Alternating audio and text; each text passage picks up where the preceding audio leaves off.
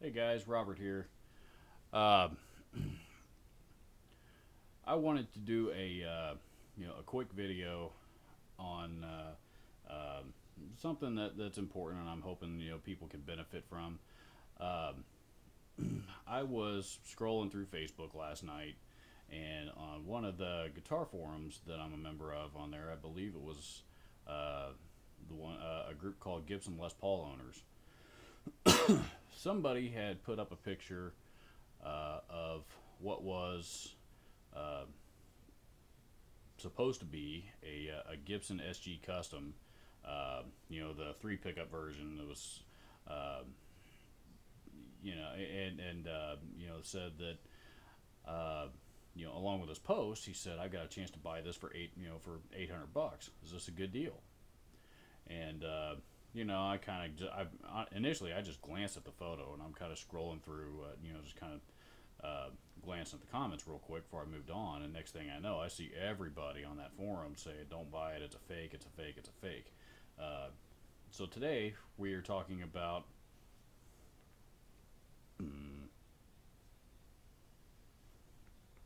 Chibsons, i.e., Chinese Gibsons. Gibson does not make guitars in China. Gibson, matter of fact, all Gibson guitars, actual Gibson guitars. I'm not talking about Epiphones and all the other brands that are under the Gibson umbrella. But I'm talking about actual Gibson name brand guitars are all made in the USA.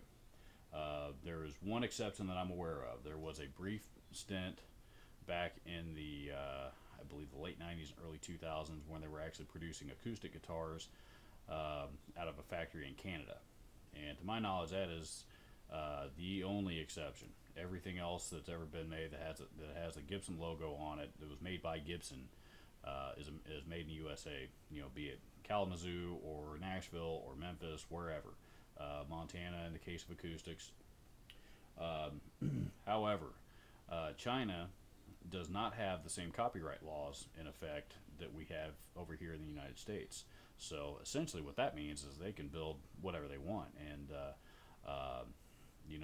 they've gotten pretty good at building fake, counterfeit Gibsons, among other brands. I've seen counterfeit Ibanez, PRS, vendors. I mean, they make all kinds of fake name brand guitars. With the attraction being that whereas a Gibson Les Paul Custom is going to run you brand new in the neighborhood of $4,000 or $5,000, you can buy a fake Chinese one, from overseas for about 300 or 400, or less.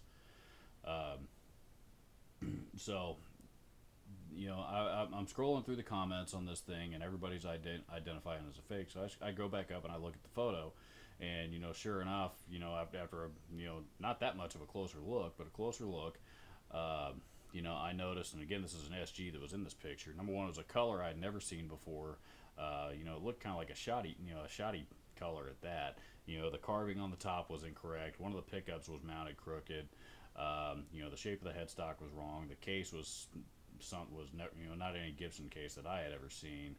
Um, and those are just a few of the telltale um, identifier. Oh yeah, and the other thing was, that the guitar that he was supposed to be buying, had it been a legitimate Gibson, would have had an ebony fretboard, and this thing was clearly, and I assume it was rosewood. Whatever it was not ebony. Or Richlight in the case of the newer ones. Regardless, it was neither of those, and that was very obvious. So I thought I would share a little bit about my when I was at Guitar Center. Um, I had seen a number of fake guitars over the years, and I got pretty good at identifying the Gibsons and the fake Gibsons, that is, i.e., the Chibsons. And that's the name that you'll hear these referred to as pretty often. Um, Short for Chinese Gibson, short for Chinese, China fake Gibson, whatever it is. It's a factory in China that's building counterfeit guitars. Uh, anyway, I happen to own a couple of them, and let me preface that by saying that I bought both of them. I acquired both of them, knowing full well what they were, and the person that I got them from had sold them to me with full disclosures what they were. So there was no funny monkey business, somebody trying to rip somebody off there in that particular instance. But that's the situation that I'm hoping to prevent, because not everybody can identify these. There's two things that I always look at first when identifying when I'm trying to figure out if it's a fake one or not. The first thing I look at is the serial number, and on any real American-made Gibson, with a standard 8 or 9 digit serial number, depending on the year, what they will do is, Gibson will actually stamp that serial number directly into the wood, and then they will apply the finish over the top of it, and essentially it will come out looking something like this. And I'm hoping that that comes out okay and that you can see it. I'll zoom in real quick just in case. At any rate, that's what pretty much every Gibson's gonna look like. And in the case of a guitar that has like a solid non-transparent finish on it, oftentimes those serial numbers can be a little bit difficult to read. But the key is, they stamp it directly into the wood, and then they apply the finish directly over it. The only exception on those is going to be like the Les Paul Customs, where they actually use an ink stamp for the serial number, in which case that will go onto the finish, and that's a very that takes a little bit more knowledge to identify. But they use a very specific font. And anyway, in the case of the fake ones, like this one here, the serial number on the back of this one is stamped in after the finish. And again, let's hoping that comes out okay. Stamped in after the finish. The serial number is obviously a different color than the rest of the finish around it. Pretty easy to identify. Item number 2 that I always look for on any American-made Gibson with a bound neck, such as my old trusty Zakk Wylde Vertigo Les Paul here. This is the one I just did a review on here the other day. What Gibson will always do is they will apply the binding over the top of the edge of the frets. So essentially the edge of the frets are not exposed, and and what that does is they do that in order to prevent what some people will refer to as fret popping, and where the edge of the frets get real sharp and the neck gets real sharp, and it's not real comfortable to play, and you got to go in and file them down. And again, that's only on the guitars with the bound necks, but hopefully you might be able to get a look at that, at what a real Gibson is going to look like with with actual legitimate with binding from the actual legitimate USA shop. Again, in the instance of the fake ones, frets are always. I don't think I've ever seen one with the fretboard with the frets out, that are not outside the binding. So in other words, they put the binding on the neck and then they install the frets over the top of them, and the edges of the frets are exposed. So it's definitely a much lower quality of craftsmanship. So those are generally the first two things that I go to, and if I can identify as either of those looking funny or out of place, that generally tells me that there's some funny business going on, and either somebody's trying to sell me a fake guitar, or at bare minimum, I need to know exactly what it is that I'm looking at. So I had a guy that tried to sell me a fake one time, and he came in asking $2,000 or something like that, and I offered him $50, and he tried to act like he was, and I offered him that money, knew he wasn't going to take it. I wouldn't, legally, we wouldn't have bought it anyway. But he had, the look on his face, he was kind of trying to play it off like he was surprised and he couldn't believe what I was telling him. I was trying to rip him off, and when I pointed him out, he pointed out the things that I had noticed on it. he didn't seem quite as shocked or disappointed as I would have expected. So another thing to look at are the headstocks. And there's a lot of them that have the Les Paul, the custom style headstocks. On a real Gibson, that right there is going to be about the right size of it. Okay, the right size. They're not about that is the right size and right shape because, like I said, this is a real Gibson. On the fake ones, you notice this one here is it's a little bit skinnier, it's a little bit more slender. This part of the headstock here that we call the mustache. The shape on this one is close, but the inside there is bumped up just a little bit too high.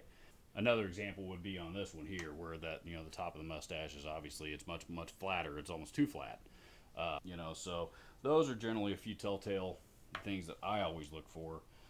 Some smaller details that a lot of people don't know to look for.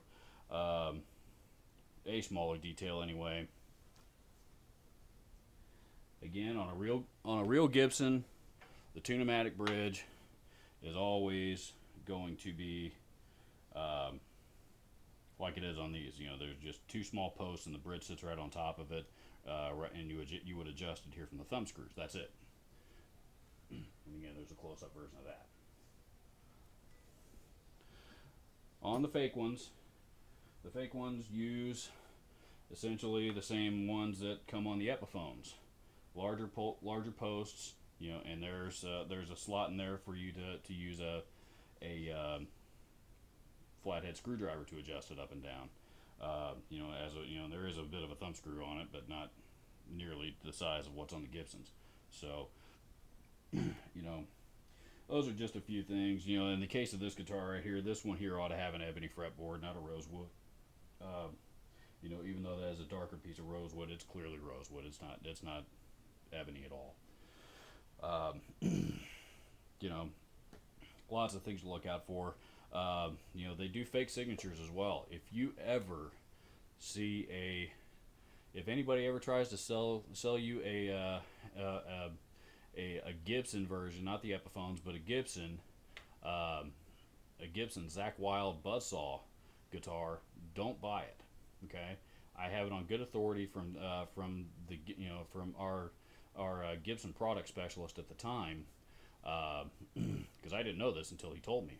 But there are only 2 of those guitars in the world, and Zakk owns both of them. So so if anybody tries to sell you a Gibson Buzzsaw, do not buy it. That right there is a red flag that you're buying a fake guitar, because unless it's Zakk Wylde that's trying to sell it to you, don't buy it. Unless again there's that mutual understanding in the beginning of what it is. I don't want to dog on these things too much, because like I said, I own 2 of them and I actually play them both. And the electronics that these guitars come with are absolute garbage. They're not even. They sound absolutely horrible. Some of the worst sounding pickups and electronics I've ever heard in any guitar anywhere. But what's been fun about it for me is, I was able to swap out the electronics to whatever I wanted, and I've always kind of had this thing about putting, anytime I do any upgrades into one of my Gibsons, it's got to be one of. I prefer to upgrade. If I don't like the pickups in it, I prefer to replace them with another model of Gibson pickups. Same with the tuners and the hardware and all that stuff. I always like to keep my Gibsons as authentic and close to home as I can. In the case of this one on the other hand, though, I never had a chance to put a set of Duncans into a Les Paul, and that's also what I've got thrown into the other one, and and it's been fun. I like them. I like the way they sound, and in the case of this one. Another thing with these is the neck profiles are different. That is, these are generally most of the ones that I've played all have smaller, slightly narrower necks across the nut. But but in the case of this one, and the reason why I've hung on to it and I use it and I do play it is because quite frankly I like the way it sounds. I like the way it sounds. I like the way it plays, and it's just a good beater guitar for me. That being said, I did not buy this thing with the intention of trying to rip anybody off, and I never will. And now that I've got it documented on YouTube, now I have the rest of the world to hold me accountable. Not that that would be necessary, but I bought this thing again with the knowledge, knowing what it is, and I had a specific purpose in mind for it. If it's the reason why I wanted to do this video is because there was somebody, the guy that posted the post on the SG custom yesterday on Facebook. He was real close to getting ripped off because $800 for that guitar would have been a fantastic deal had it been real. Unfortunately, it's probably worth about 50 or 100 bucks on a good day, and he didn't know that. Fortunately, he was wise enough to put it up on the forum and ask the right people for the right advice. And what I found about a lot of Facebook groups, most of them being what they are, everybody did the right thing and pointed him in the right direction. So anyway, that's my take on fake guitars and counterfeit guitars. They're cool if you're if you really want to look want to be playing a Gibson on stage, and and you don't have a whole lot of money to spend. Knowing that most people in the audience are probably not going to know the difference. And that's another reason why I acquired this guitar. At the time, I was playing a lot of gigs in a real shady side of town, and it made sense to bring this thing because if somebody tried to rip it off from me, really the joke was on them. But at the same time, on stage it looked like, as far as anybody else knew, I was playing an actual Gibson Les Paul Custom. So there is a place for them in the world, but there's also that group of people out there that unfortunately are gonna buy them and try to rip people off. I don't want that to happen. That always broke my heart every time I saw it happen at Guitar Center. One of the things that made me, anybody getting ripped off. I hated people stealing from me. I hated people stealing from my store. They're taking food out of my mouth, out of me and my family's mouths, as well as all the other people that I worked with by doing that. And, it's one of the unfortunate sides of the music business, but, the more people are aware of it, maybe we can kind of help to, minimalize it anyway. So please leave your comments and questions down below. I'm happy to answer them as best I can. Everything that I've talked about here, these are just the things that I've noticed in the fake ones that I've seen over the years. I've been told that there's a lot of them out there that are a lot better and a lot that are pretty tough to tell that they're not authentic. But most of the ones that I've seen out there are the ones that people order from from the Chinese online retail sites. In which case this is pretty much what you're going to get. So as I said, please leave your comments down below. Please don't forget to go to facebook.com/sharethemusicindiana. Please donate. Don't forget to donate your broken or unwanted instruments to Share the Music. Help us get a pile of these things to repair. Let's get some kids who wouldn't be able to, who can't afford their own instrument. Let's be able to put a guitar in their hand, and give them the gift of music. Thank you very much. Thanks for watching.